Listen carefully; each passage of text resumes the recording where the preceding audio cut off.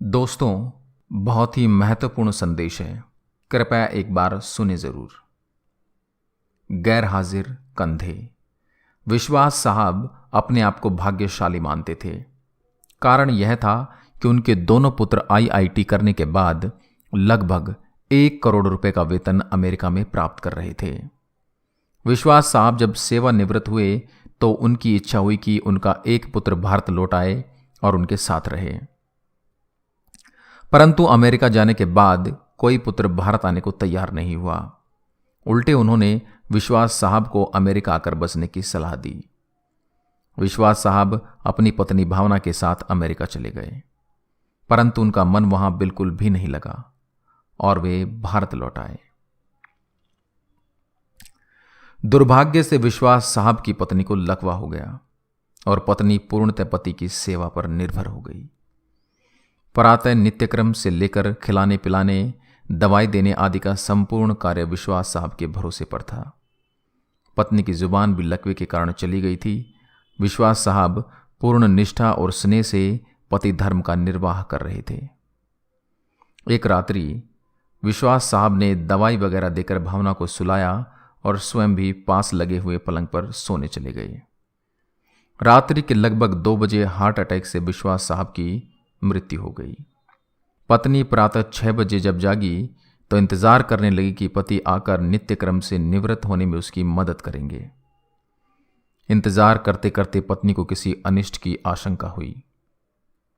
चूंकि पत्नी स्वयं चलने में असमर्थ थी, उसने अपने आप को पलंग से नीचे गिराया और फिर घिसटते हुए अपने पति के पलंग के पास जा पहुंची। उसने पति को हिलाया डुलाया पर कोई हलचल नहीं हुई। पत्नी समझ गई कि विश्वास साहब अब नहीं रहे।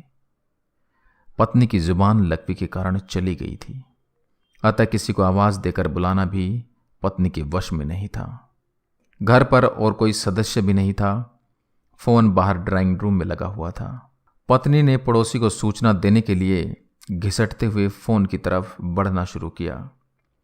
लगभग 4 घंटे की मशक्कत के बाद वह फोन तक पहुंची और उसने फोन के तार को खींचकर उसे नीचे गिराया। पड़ोसी के नंबर जैसे तैसे लगाए। पड़ोसी भला इंसान था। फोन पर कोई बोल नहीं रहा था, पर फोन आया था, अतः वह समझ गया कि मामला गंभीर है। उसने आस पड़ोस के लोगों को सूचना देकर इकट्ठा किया।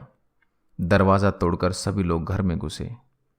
उन्होंने देखा विश्वास साहब पलंग पर मृत पड़े थे तथा पत्नी भावना टेलीफोन के पास मृत पड़ी थी।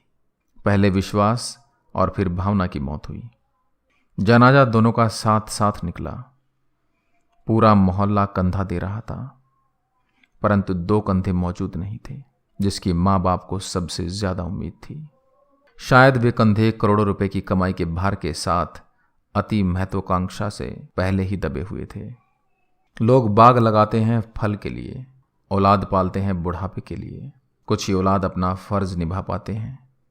अति सुंदर कहा है कवि ने, मत शिक्षा दो इन बच्चों को चांद सितारे छूने की। चांद सितारे छूने वाले छू मंतर हो जाएंगे। अगर दे सको शिक्षा तो दो तुम इन्हें चरण छू लेने की। जो मिट्टी से जुड़े रहेंगे वही रिश्ते निभाएंगे। कृपया इसे बच्चों को जरूर सुनाएं। अच्छा लगे तो अपने दोस्तों के साथ शेयर करें। जय हिंद, जय भारत।